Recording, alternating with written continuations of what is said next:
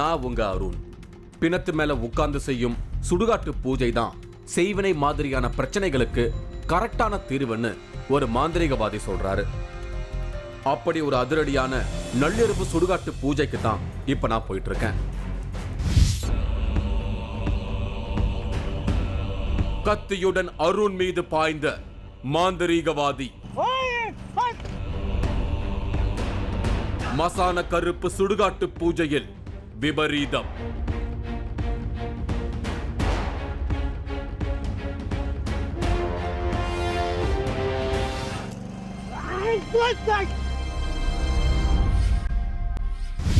நான் கோயம்புத்தூர் சிட்டிக்குள்ள டிராவல் பண்ணிக்கிட்டு இருக்கேன். இங்க மயில்சாமி அப்படிங்கிற மாந்திரிகவாதி ஏர்போர்ட்டுக்கு பின்னால SIHS காலனில இருக்காரு. துர்சக்தியால பாதிப்படைஞ்சவங்களுக்கு சுடுகாட்டு பூஜை பண்ணி துர்சக்திகளை விரட்டுறதுல இவர் எக்ஸ்பர்ட்னு சொல்லி இருந்தாங்க. அவரை மீட் பண்ணத்தான் இப்ப நான் போயிட்டு இருக்கேன். கோயம்புத்தூர் மாவட்டம் SIHS காலனி பக்கத்தில் இருக்கிற ராமசாமி தெருவில் தான் நான் இப்போ வந்திருக்கேன். ஸோ இங்கே இருக்கிற டிவி மெக்கானிக் மயில்சாமி அப்படிங்கிறவர் வந்து மாந்திரிக பூஜையெல்லாம் செய்கிறாரு அப்படிங்கிற விஷயத்தை கேள்விப்பட்டு தான் நாங்கள் இங்கே வந்தோம். இவர் எப்பயுமே வந்து துணைக்கு வந்து கருப்பசாமியை தான் கூட கூட்டு போகிறான். அதாவது 3 கருப்பசாமியை வச்சு வழிபடுறாரு அவரு. இவர் தான் மயில்சாமி, நான் சந்திக்க வந்த மாந்திரிகர். கருப்புசாமிய தனக்குள்ள வரவழைச்சு சுடுகாட்டு பூஜை பண்ணி துர்சக்திகளை வெளியேற்றுறாரு. கடந்த பல வருஷங்களா இவர் இந்த மாந்திரிக வேலையை செய்துகிட்டு இருக்காரு.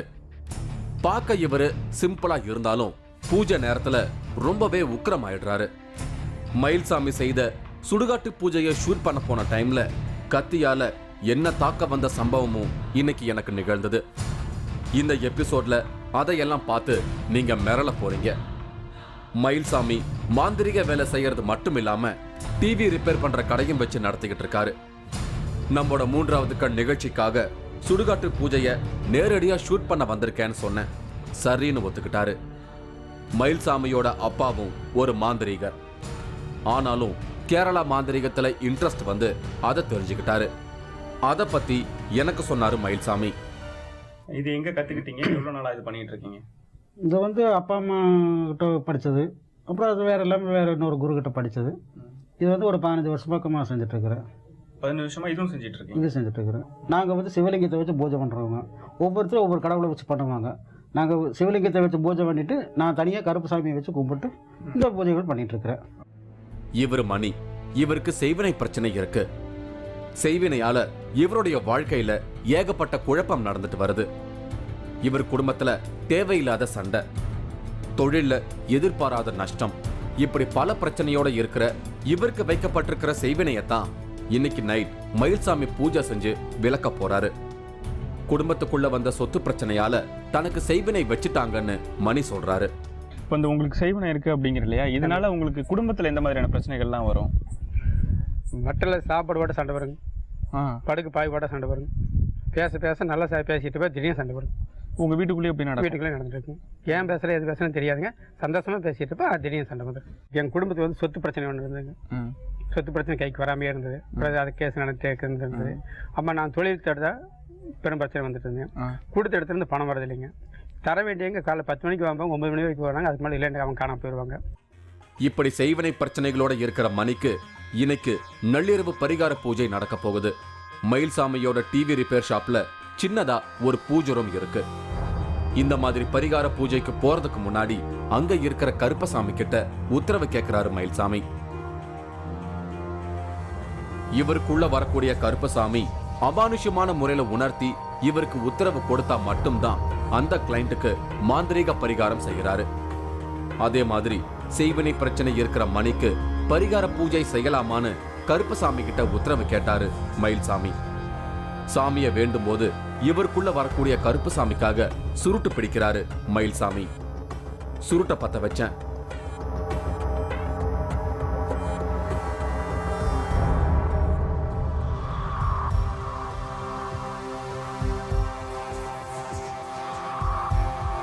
சாமி இவருக்குள்ள வந்து என்ன உணர்த்துச்சுன்னு மயில்சாமி கிட்ட கேட்டேன். சுடுகாட்டு பூஜை செய்ய கருப்புசாமி உத்தரவு கொடுத்தாருன்னு சொன்னாரு.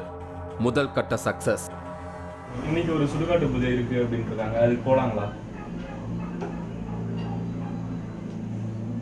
அதுதான் போக சொல்லி அப்பயே தம்பியார உத்தரவு கொடுத்தாங்கல்ல, அப்புறம் என்ன உங்களுக்கு சந்தேகம்? அடுத்து மணியோட வீட்டுல பரிகார பூஜை வேலையை ஆரம்பிக்கிறதுக்கு கிளம்பணும். இவர் செய்கிற மாந்திரிக பூஜை எல்லாமே வந்து இவர் இடத்துல வச்சு செய்கிறது கிடையாது. பாதிக்கப்பட்டவங்களோட வீட்டுக்கே போய் தான் அந்த பூஜையை செய்கிறாரு. அப்படி போகும்போது ஒரு வீட்டுக்கு கூட்டிகிட்டு போயிருந்தார். அங்கே போனப்போ வந்து அவங்க வீட்டில் செய்வனை பிரச்சனை, ஏவல், இந்த மாதிரி நிறைய பிரச்சனைகள் இருக்குது அப்படின்னு சொல்லிட்டு உள்ளே போனதுக்கப்புறம் பூஜை பண்ண ஆரம்பித்தார். உள்ளே போனதுக்கப்புறம் சாமியை வேண்டிக்கிட்டு மஞ்சள் தூள் எடுத்து, அதாவது அந்த இடத்தையே வந்து வேறு எதுவும் கெட்ட சக்திகள் வரக்கூடாது அப்படிங்கிறதுக்காக கட்டு அப்படிங்கிற மாதிரி ஏதோ ஒன்று போட்டார். ஃபுல்லாக பார்த்தீங்கன்னா வந்து கேரளா டைப்பில் தான் அதை பண்ணுறேன் அப்படின்னு சொல்கிறாரு. கட்டம்லாம் போட்டு அதில் நிறைய பூலாம் வச்சு ஒரு மாதிரி பொம்மை வந்து ரொம்ப விகாரமான ஒரு பொம்மைலாம் செஞ்சு அங்கே இருக்கிற கெட்ட சக்திகளை அந்த பொம்மைக்குள்ளே வச்சு அடைச்சி எடுத்துகிட்டு போகிறதா சொன்னார். மணியோட வீட்டில் இருக்கிற ஒரு ரூம்ல பூஜை வேலைகள் ஆரம்பமாச்சு. ஷர்ட் போடாம மணி உட்கார்ந்திருந்தாரு. பரிகாரத்துக்கு தேவையான பொருட்கள் எல்லாம் ரெடியா இருந்தது. அங்க நடக்கிறதெல்லாம் ஒரு த்ரில்லிங்கோட நான் பார்த்துக்கிட்டு இருந்தேன். கேரளா முறைப்படி செய்யப்படுற இந்த பூஜையில எப்பவுமே ஒரு கத்தியை தன் கூடவே வச்சிருக்கிறாரு மயில்சாமி. மாந்திரிகர் மயில்சாமி கோலப்பொடியால சில கட்டங்களை போட்டாரு.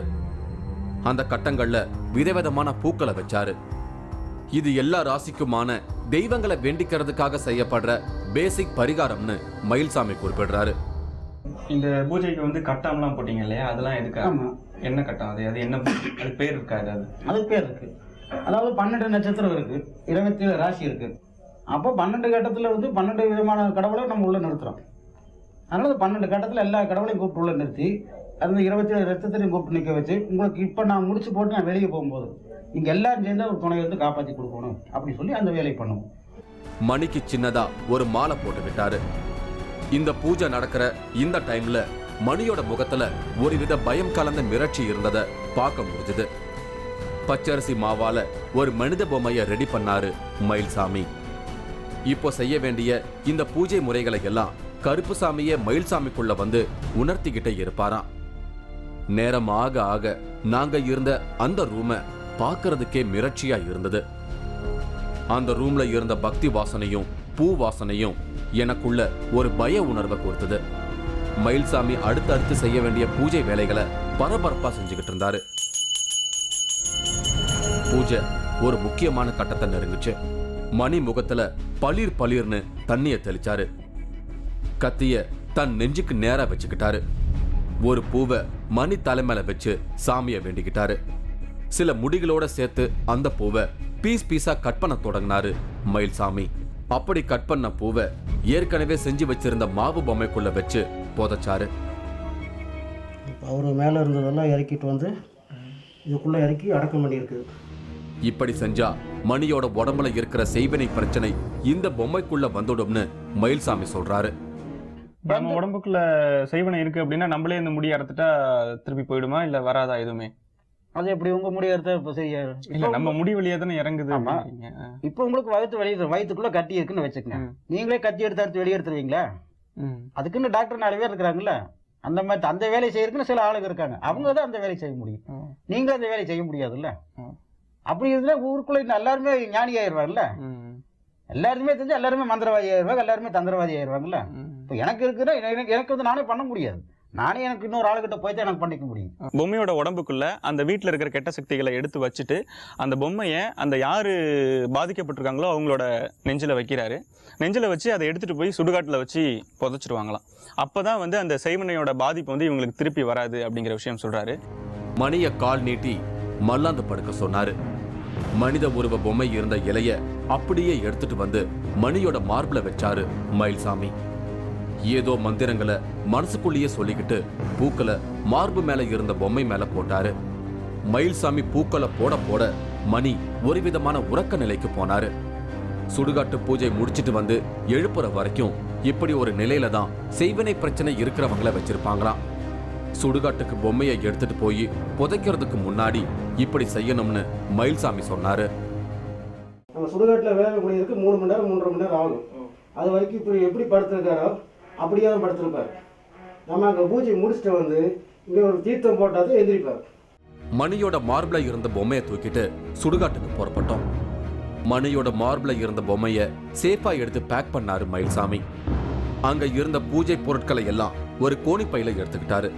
இப்போ நாங்கள் வரோம் இல்லையா சுடுகாட்டுக்கு நாங்கள், ஆமா. இப்போ எங்களுக்கு எதுவும் ஆபத்துலாம் வராது? உங்களுக்கு எந்த ஆபத்தும் வராது. அது எப்படி? உங்களை கூட்டிகிட்டு போகும்போது உங்களுக்கு உண்டான பாதுகாப்பு நான் செஞ்சு தான் கூட்டிகிட்டு போவேன். என்ன பண்ணுவீங்க எங்களுக்கு பாதுகாப்புங்க? நாங்கள் போகிறோம் இல்லையா? ஆமாம், அதாவது எல்லை கருப்பராயன்னு ஒரு கருப்பராய சாமி இருக்கார், அவர்கிட்ட சொல்லி உங்களுக்கு உண்டான பாதுகாப்பு அவரை போட சொல்லுவார். போட சொல்லி உங்களுக்கு ஒரு கட்டு, அதாவது அந்த கட்டு மந்திரத்தை வெளியே சொல்லக்கூடாது, அந்த கட்டு போட்டு உங்களை கூட்டிகிட்டு போவோம். உள்ளே கூட்டிகிட்டு போகும்போது உள்ள கொத்துற பாம்பு வந்தாலும் சரி, கடிக்கிற தேடு வந்தாலும் சரி, நாய் வந்தாலும் நரி வந்தாலும் எது வந்தாலும் உங்களை ஒன்றும் பண்ணாது. அது குறிப்பிட்ட டயத்துக்குள்ள அந்த வேலை முடிச்சுட்டு வர்ற வரைக்கும் தான் அந்த கட்டு நிற்கி. அந்த கருப்பசாமி வந்து எங்களுக்கு காவலாக உங்களுக்கு காவலாக நிற்பாங்க. மயில்சாமியோட வந்திருந்த நபர் மயில்சாமி உடம்புல கட்டியிருந்த நூலை வெட்டி விட்டாரு. மணி கழுத்துல இருந்த பூமாலைய கட் பண்ணி விட்டாரு. பேக் பண்ணப்பட்ட மாந்திரீக பொருட்களை எடுத்துக்கிட்டு சுடுகாட்டுக்கு கிளம்பணும்.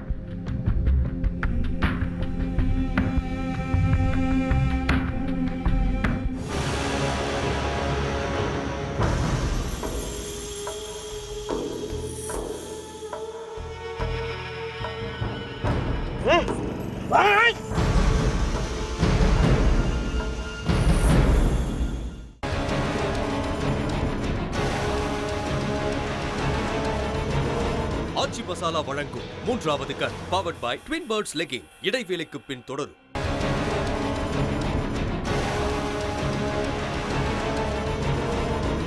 ஆச்சி மசாலா வழங்கும் 3வது கண் powered by twin birds legging தொடர்கிறது.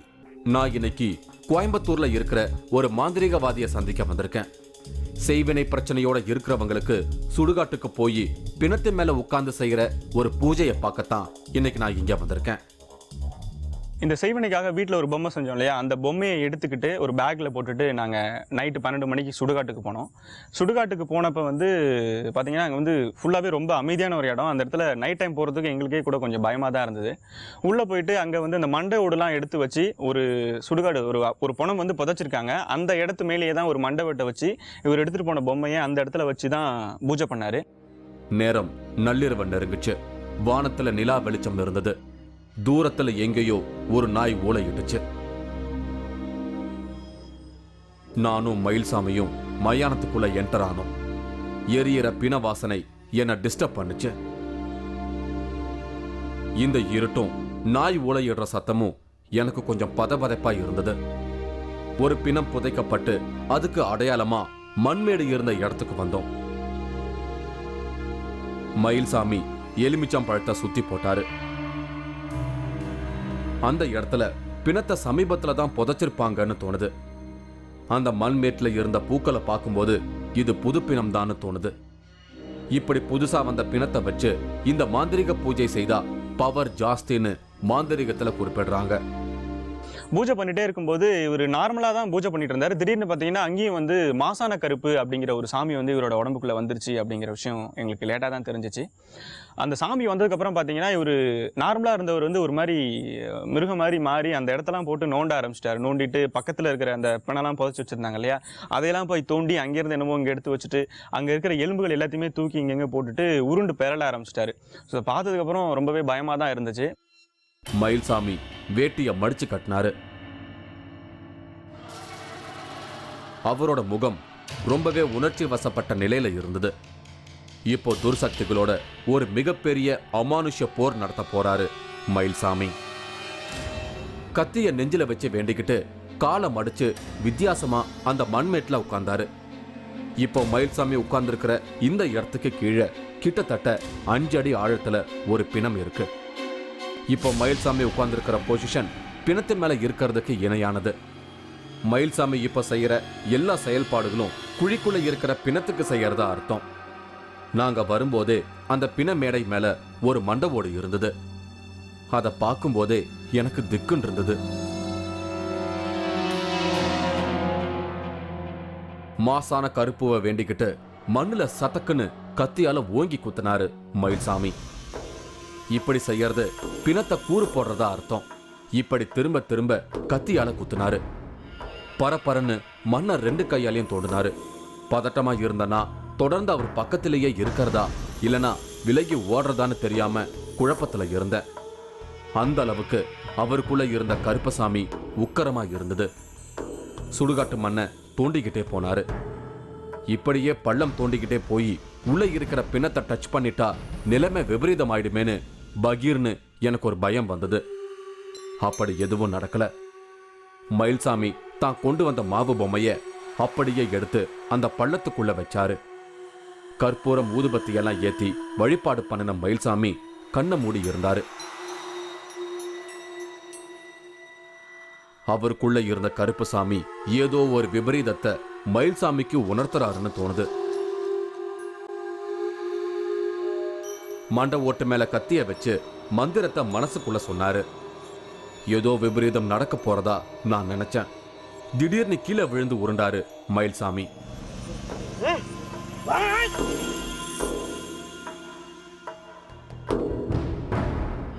நான் என்ன பண்றதுன்னு தெரியாம எஸ்கேப் ஆகி அங்க இங்கன்னு ஓடுனேன். துர்சக்திய மிரட்ட ஆரம்பிச்சாரு மயில்சாமி. உன்னை கொல்லாம விட மாட்டேன்னு அந்த துர்சக்திய திரும்ப திரும்ப மிரட்டிக்கிட்டே இருந்தாரு.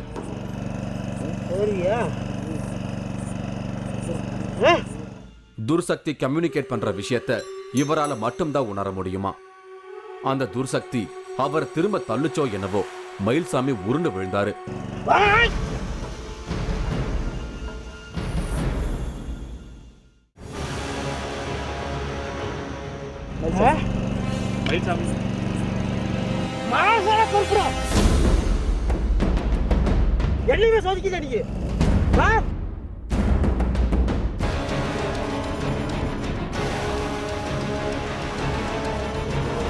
ஆச்சி மசாலா வழங்கும் மூன்றாவது கண் powered by twin birds legging. இடைவேளைக்கு பின் தொடரும்.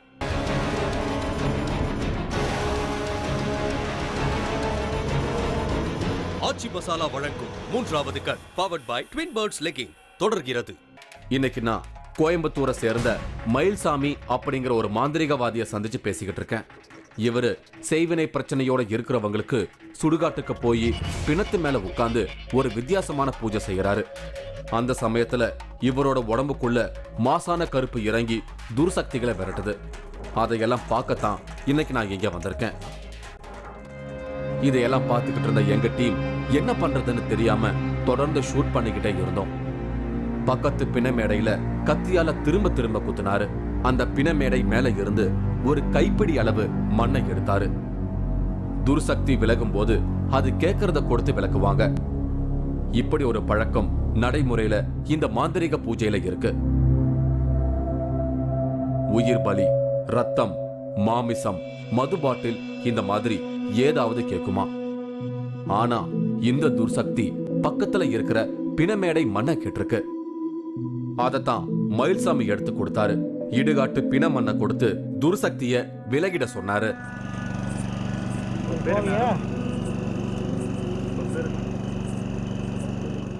நான் வேற நடக்க போற விபரீதம் தெரியாம அந்த நேரம் பார்த்து மயில்சாமின்னு கூப்பிட்டேன். ஆனா மயில்சாமிக்குள்ள இருந்த மாசான கருப்பு ஆவேசமா என்ன கத்தியால குத்த வந்தது.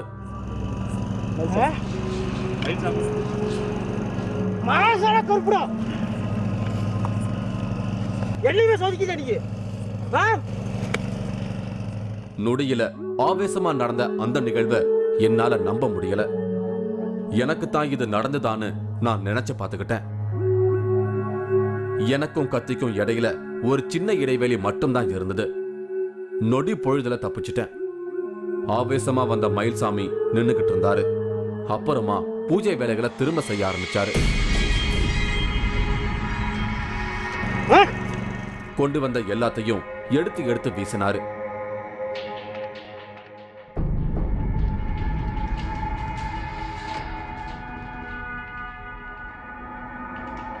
நான் ஜாக்கிரத உணர்வோட தூரத்திலேயே இருந்தேன். மாவு பொம்மைய மண்ணால மூடினாரு. மண்ட ஓட்டு மேல கத்தியால திரும்ப திரும்ப குத்தி ஏதேதோ பண்ணாரு மயில்சாமி. புறப்பட தயாரான வந்த வேலை முடிஞ்சது. பரிகார பூஜை முடிவுக்கு வந்தது. மயில்சாமிக்குள்ள இருந்த மாசான கருப்பு வெளியேற ஆரம்பிச்சது. தன்னிலை உணர்வுக்கு வந்த மயில்சாமி கிட்ட நான் பேசினேன். என்னை ஏன் குத்த வந்தீங்கன்னு கேட்டேன். நடந்த எதுவுமே எனக்கு தெரியாதுன்னு சொன்னாரு. மாசான கருப்பு தனக்குள்ள இருந்தா தனக்கு எதுவுமே தெரியாதுன்னு அப்பாவியா பதில் சொன்னாரு. பூஜை முடிஞ்சிச்சானா? முடிஞ்சது. திடீர்னு வந்து கத்த ஆரம்பிச்சிங்களா? என்னாச்சு? நான் கத்துனா கத்துனீங்களாவா? நீங்க பறந்து ஓடி என்னமோ பண்ணீங்க. என்ன பண்ணீங்க? இங்கே வரும்போது தான் தெரியும். உள்ளே வந்து இங்கே உட்காந்தா அப்புறம் வேறு ஆள் தான் வரும். சாமி வருமா இங்கே வந்தா? மயானத்துக்கு வந்து மாசான கருப்பு வரும். மாசான கருப்பு. இந்த மயானத்துக்கு சொந்தக்காரர்.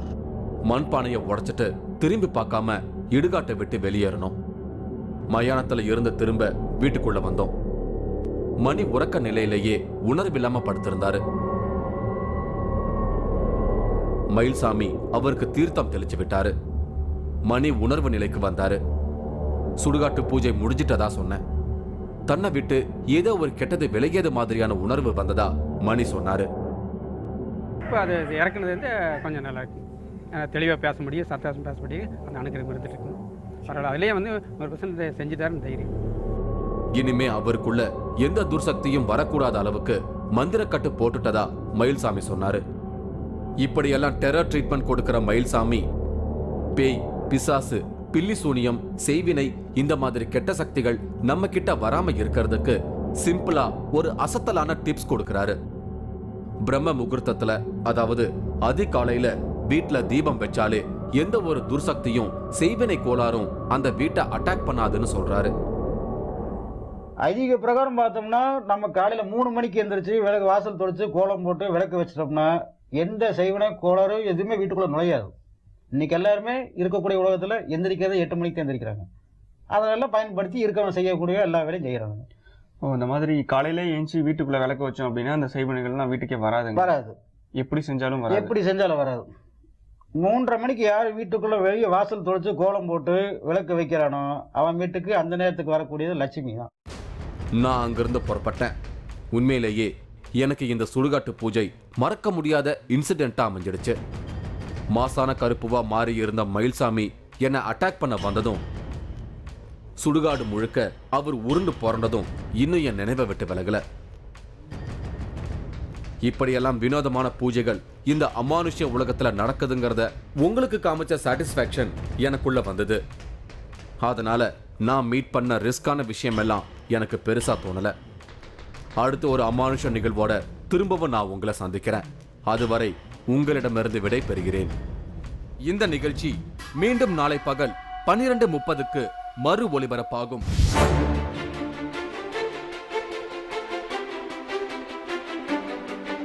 மனமுருகி பாடினால் பிரார்த்தனைகள் பலிக்கும். வருக நீரிதனிலமந்து அருள் விளங்கும் எங்கள் சர்க்குரு குழுமியானந்த தெய்வமே. நீங்களும் இந்த திகில் பயணத்தில் கலந்து கொள்ள ஒரு வாய்ப்பு. 3வது கண் டிவி ஷோ என்ற Facebook பக்கத்தில் எங்களோடு இணைந்திடுங்கள். உங்களது அமானுஷ்ய அனுபவங்களை பதிவு செய்து இந்த நிகழ்ச்சியில் பங்கு பெறும் வாய்ப்பை பெறுங்கள்.